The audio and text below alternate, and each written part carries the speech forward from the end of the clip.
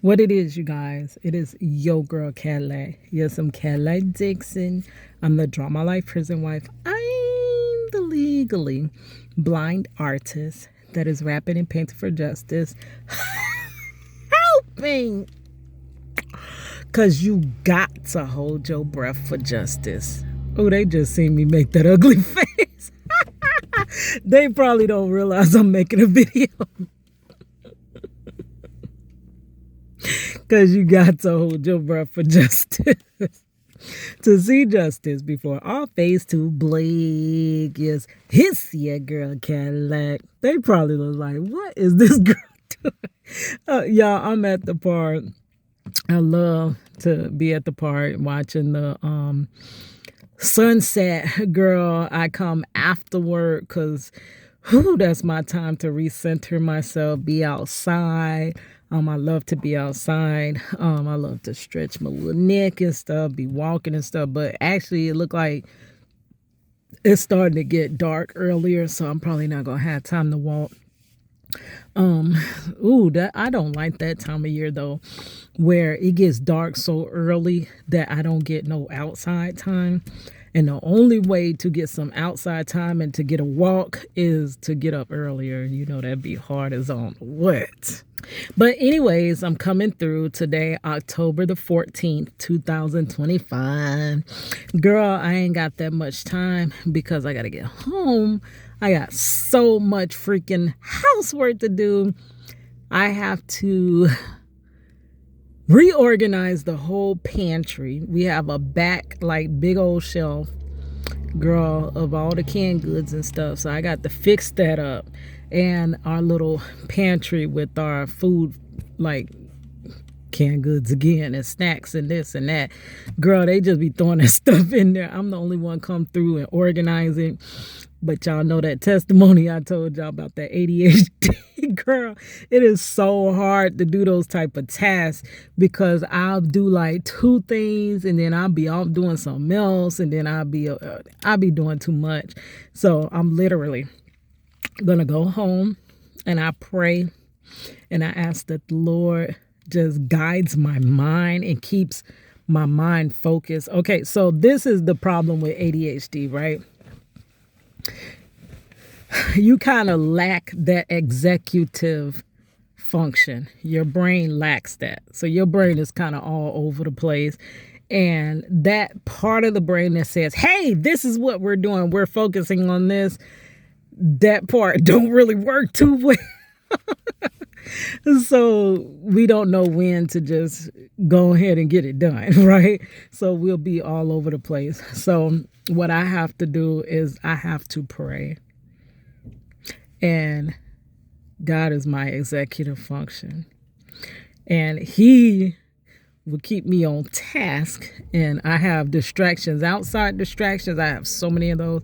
But also my mind distracts my own mind from what it's doing. So I better go ahead and go home.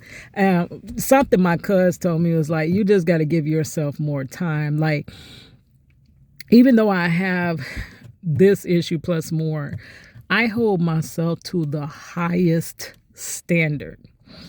And he's like, maybe you're just not giving yourself enough time. Like, if you know that that is how you work, you have to double your time. Give yourself longer for a deadline. Like, don't do to-do lists and be like, oh, I didn't get this done, and then you go beat up yourself. Give yourself a week. That one task, give yourself a whole week for it rather than that day. And I'm like, okay, it's like basically cutting yourself grace. You have to, because we're not perfect. We're not gods. No matter how people love to act like they perfect and holier than thous and I would never and all of that stuff. Girl, we ain't none but human. And by the grace of God, many other things that others go through, you just don't have to go through it by the grace of God. But I'm sure there's something you go through, but you just hide it so that you know, that whole saying, if you live in glass houses, don't throw stones. People in glass houses love to throw stones, like for real. But yes, I do be transparent with my issues because I do believe there's another Cadillac that is out there that basically probably going through some of the same things I went through. Because when I was going through these things and I just didn't know what the jail was wrong with me, I literally thought I was alone. It was just me and my all over the place mind that, thinks of things backwards, like just, I don't know. But when you hear others' testimonies, that's when you're able to be like, wait, hold on. It wasn't just me? I'm not crazy? Like, are you sure? And I do think that's why it's important to be transparent with your testimonies, right? So anyways, I just came through real quickly. I wanted to say, I, with my sister yesterday, was watching this good documentary. Oh my goodness, on Alabama. It's an Alabama prison. Once I find the name of it, I'll put it like either in the title or in the description box. Baby, I did not expect, it's like a HBO special. I did not expect such real, raw material to be in a documentary. Do you know how much allegedly they try to hide what they do to humans that are incarcerated, right? Because I'm an advocate for criminal justice reform, for prison reform, and wrongful convictions, right? Most people oppose the work I do because they remember that dream when I told y'all that I thought I was fighting the evil, and then it flipped, and I was going with the person that I thought was going to fight the evil, and they went from all white robe to their robe turned all black, and I was actually going with the evil to fight the good. So I really think people think they're on the right side. They fight against allegedly criminal justice reform, prison reform, and wrongful convictions because they think they're doing the right thing. They think they're doing the moral thing. They think. But baby, you're on the wrong side. You're with the evil fighting the good. If heaven was hell and vice versa, if I told you go to heaven, would you say I cursed you? Like literally. And I know. You're holier than thou. And it says criminal justice reform. But the criminal justice system is for you. It's for me. It's for anybody, every citizen of this country, allegedly, right? It's the thing that is supposed to find if you are innocent or guilty, because anybody can be accused of anything. Someone can come up one day and say, hey, you did this. And you be like, the jail I did, I wasn't even there. Do you know how many wrongful convictions people were not even in the place they were said to have been to commit said crimes? My husband is a example of that. But besides my husband, right? Because y'all don't want to hear about him no more, girl. But it is what protects the innocent, is supposed to, allegedly, protect the innocent person from being convicted, right, of something they did not do. So if it doesn't work properly, if many people are telling you it's not working properly, what it is doing is letting many of the people that are guilty of crimes stay on the street. So if a person does crimes and stay on the street, what do you expect they're going to do but commit more crimes, allegedly? And it locks up many times the wrong person, and it takes a completely innocent person and puts them in prison, and it completely changes them. So if they weren't criminal before, Baby, after doing that time, you might end up allegedly being a criminal. So it's allegedly working backwards, right? But because you think it's for justice and to keep us safe. But allegedly, how safe are you when we're letting the criminals stay on the street and we're putting the innocent people in prison? Now, not everybody in prison is innocent. True. Granted, we know that. Duh. Like, come on. But any one innocent person is too many in prison wrongfully. But they have a large, great number of people innocent in prison. So it's really working improperly, right? You could easily be that person. And let's say you innocently were unaware of this. I tried to warn you. You were holier than thou. You don't support criminals and this and that. And then you go through and your innocent ass is put in prison for something you did not do. But besides that, I allegedly tell you how inhumane prisons are. And you tell me you don't care because the person shouldn't have never did what they did.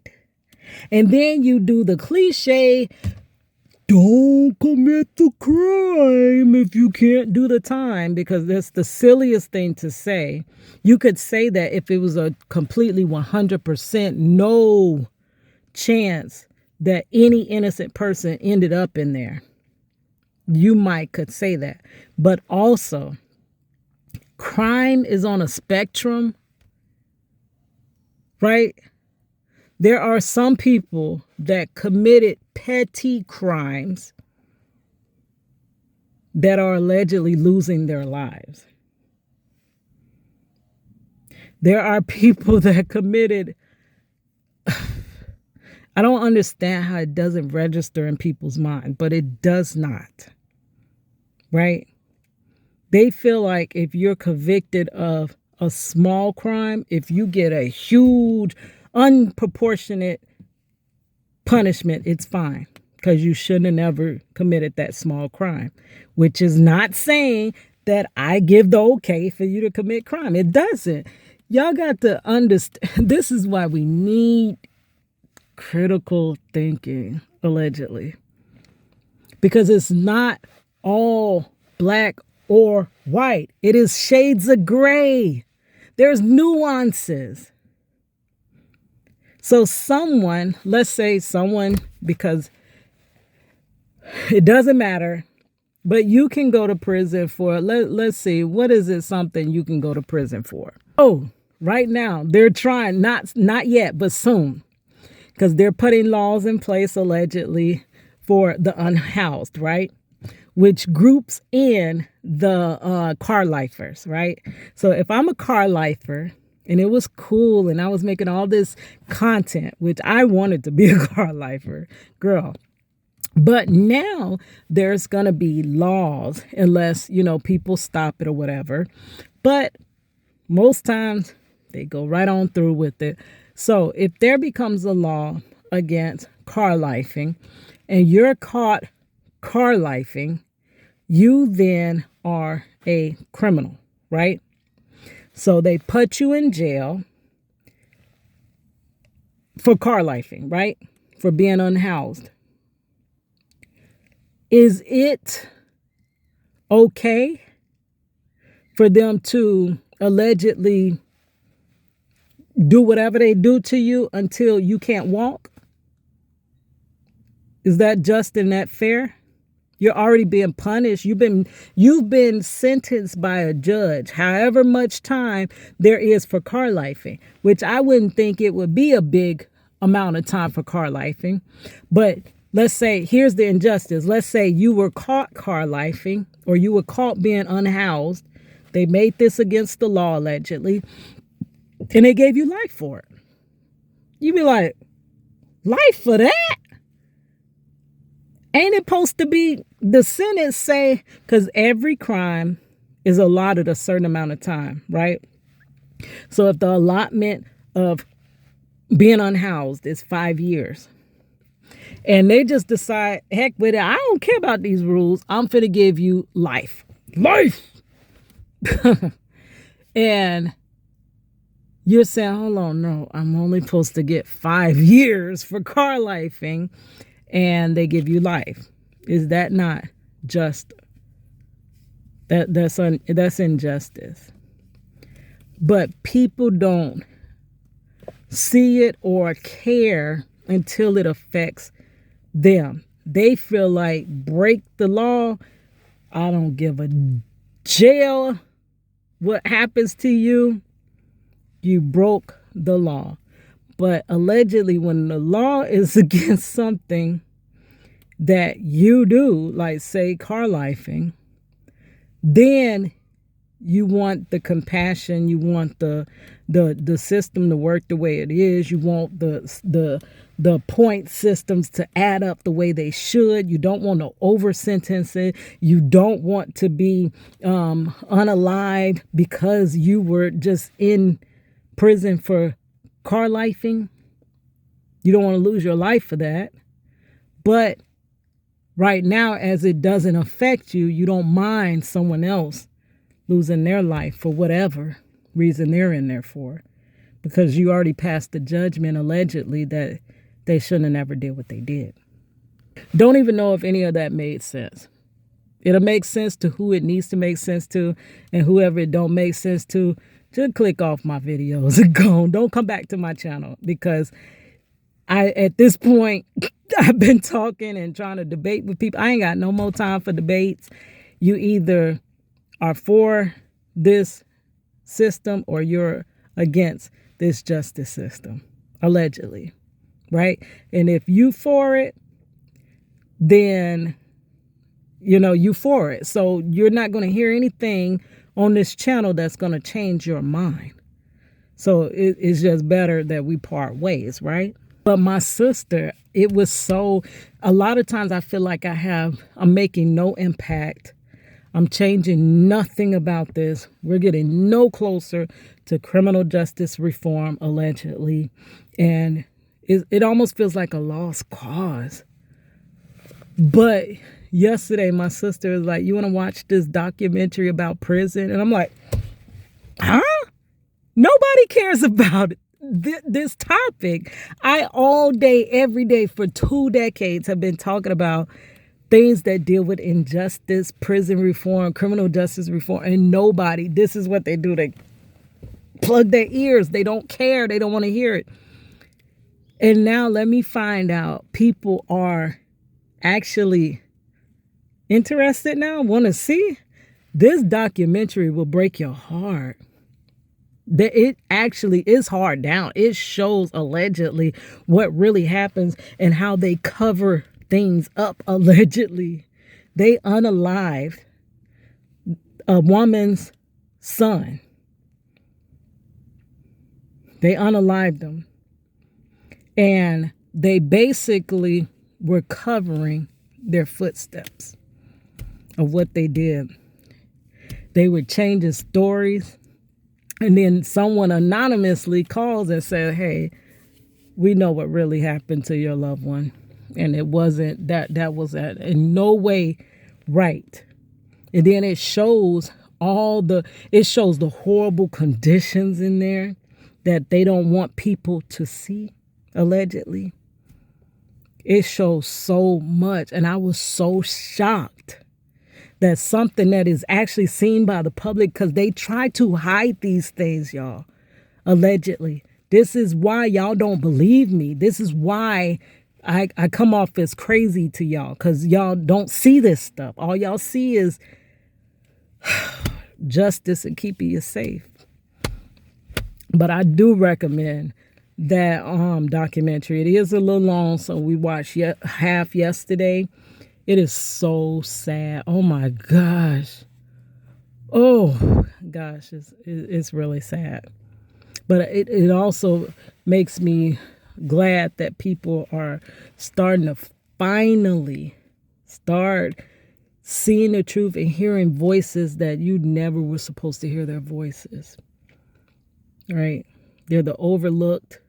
They're the unheard. They're the ones that we can forget about. Right? Until you're one of those that you don't want people to forget about you. But all right, guys, I'm gonna go. My sister just keep on calling me. All right, it's your girl Cadillac.